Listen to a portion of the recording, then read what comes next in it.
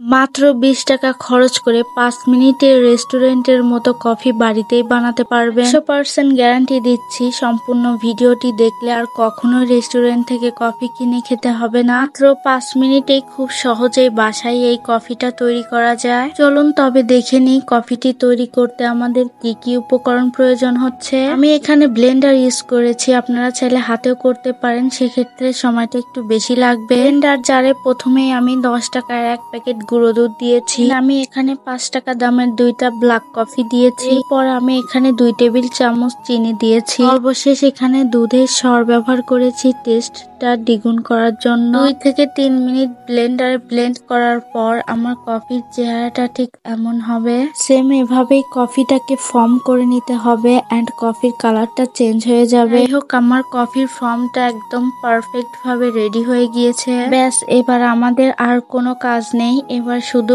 গরম দুধ ঢেলে মিক্স করে নিলেই রেস্টুরেন্ট স্টাইলের কফি তৈরি হয়ে যাবে মাত্র 5 মিনিটে। এখন পর্যন্ত যারা আমার ভিডিওটি দেখছেন, যদি কোথাও ভালো লেগে থাকে প্লিজ একটা লাইক দিবেন।